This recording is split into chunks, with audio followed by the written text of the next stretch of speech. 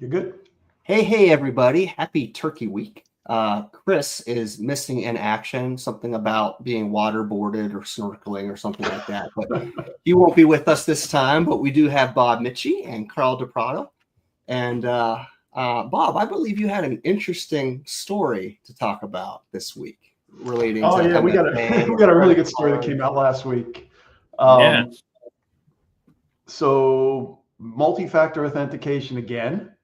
Without I had somebody call up and had a $1.2 million worth of credit card transactions show up in their merchant account overnight, and they're like, "Oh my God, we've been hacked. All my sites are, my computers are all in jeopardy." And well, you got to take a step back and figure out what actually happened. And initially, we reached out to the credit card processor. She got lucky on this one. Those million, she didn't have $1.2 million in her bank account, and two, the batch for the transactions got stopped. So there was 500 transactions. She normally does 3 transactions a week. A little bit more activity. What's that? Yeah, she a little more activity. Plus It was bigger numbers too. a Black Friday sale coming on. But anyway, you look what, we go back and we work with her and we're looking at what happened and gathered up a whole bunch of logs. And ultimately we find out that this was a classic example of someone going to a lookalike website. So the user at this site at like 1:15 Googled the payment portal for the payment process they were looking for. They didn't have it saved, didn't have a bookmark or anything like that. Didn't type in the URL. They went to Google and said, okay, they put in the name of the merchant processor they use and clicked on the first link they saw as that was a payment portal. It looked exactly the same. And it looked really good. She put the information in, didn't work, and it got invalid login. So she did it again. This time she Googled a different version of the company's name, got back to the same website. And then she's like, oh well, I guess it's not working. Let's order lunch. So she went and ordered lunch, got her lunch, came back and tried again. By then, the bad guys had already logged in and they had started their thing. Now, the funny thing is, this was a lookalike site, guys. Yeah. And I don't think she was the first one targeted. Well, she definitely wasn't targeted because it came in from Google. But within the next day, there were 500 transactions. And not just from one site, but from 64 sites. Think somebody had a playbook? I think somebody was prepared to do bad things. I think maybe a team of somebody's. Yeah, and it was, it almost looked, based on what I saw, it looked like they had they definitely had an application ready to go, because we could see multiple logins, but we didn't see 65 different multiple logins. So it was actually some sort of bot that they had created to go and load fraudulent credit cards into her merchant services account and then issue refunds. Wow. So what's the end goal? How are they profiting? They were, I can only speculate. I'm going to guess that these guys were preloading cards that they wanted to go ahead and sell on the dark web. Mm-hmm. If I put $1,000 on a credit card, guarantee it, and then say I'm going to sell it for $100. That's a new spin. I haven't even thought of that one. Even about $500, you probably can sell those easily for $500 or $800. So instead, now I'm selling credit cards that I know have value versus selling a big list of credit cards. That's where I think that play is, because obviously credit cards are tracked. Or maybe they were preloading gift cards. Interesting. I mean, if you can load a gift card, I guess if it gets lost, It's still not tracked to me. It's only tracked to that transaction. Well, sounds like the vendor should probably work with Google to get that listing down. But okay, so here's the thing. We talk about we've talked about PCI compliance. You see everything going on in PCI compliance. So PCI 4.0 is out right now. Why aren't they enforcing MFA? Yeah. Back to basics. Granted, once they got a login session, it doesn't look like MFA would have made a difference in this, but they would have never got that login session if they had MFA. Right. They wouldn't have gotten into the kingdom with the keys in the first place. Actually, I take that back. They could have. Yeah, they could have passed the token. They could have got in, but yeah. It's harder, but yeah. So this really comes down to user. In this case, the potential loss, the business did lose about 1 day's worth of test transactions that the bad guys put in, because the first day they put in 6, and then they put in over 500. Wow. Just to see if it was noticed or if it was running, I guess. And the minute she saw she saw the 500 transactions, she contacted them. They stopped the batch. She also canceled that bank account that it was connected to, just in case. Yeah. Wise move. The sad part is that these guys who are doing this are also they're stress testing the system as well.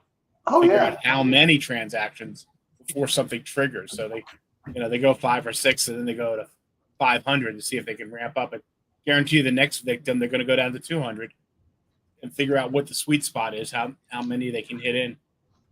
So one of the weird things on this, one of the weirder things was I had to specifically ask for access logs. They had an audit capability inside her portal, but it wouldn't say where the connections were coming from. And they're like, "Oh, I don't know if we can get that." I said, "Well, you got to find it. Better be able to get that like that." Yeah, I mean, that's science. Once we saw that, the log said, "Oh, it didn't come from us." So there's still fallout because our merchant services account was used on other stuff, but it's being worked on. And now that was cleaned up, she's got to start all over with a new merchant services account. And actually, this was an account that had been sitting there for over 10 years from a merchant perspective. So she might even be getting better rates now that she moves. But because she called the number she had a physical terminal in there. She called the number. It's like the company doesn't exist anymore. Wow. So, anyway, like I said, the good thing here, not surprising. Assess the risk, know where your stuff is, and turn MFA on. Seriously. I might know of a certain merchant processor that didn't offer MFA until a year ago, and the only MFA they offer is an email verification. So, frankly, some of these companies aren't really putting in the work they should be. Talk a good game. They talk a good game. They sell well, but they open us all up to a whole lot of issues. Yeah, I saw the same thing with a big payroll company. ADP. I'm sorry. I'm so sorry. I had this terrible cough. You sneezed, Matt. Yep. I understand. We keep those things secret. DP. When I talked to them about that, they were like, "Oh, well, we do extra verification when we're giving out credit, when we're giving out social security numbers." I was like, "Okay, let me go run a report." Yeah, it's an absolute lie. And they do have different portals for different programs you might be on, and the newer ones are much better, but they really need to catch up with 2010, frankly, let alone 2024, almost 2025. 2005, off 5. So anyway, it's Turkey Day is coming up. Let's make sure that that everyone takes the time to go turn on MFA if you can, and change. Well, your turkey's cooking. Yeah, because after all, 'tis the season for holiday scams. It really there is. There you go. Yeah. And speaking of that, this all started with searching on Google and ending up on the wrong website. So that might be a good time to point out, if you're shopping, be real careful. I mean, Google results are not always verified. You want to be on the right website if you're in order. A lot of times it's the ads that are circling up. Yep. On the top. Yep. And all the scam emails for Black Friday. Here's we can get you an extra 50% off at Best Buy if you click here.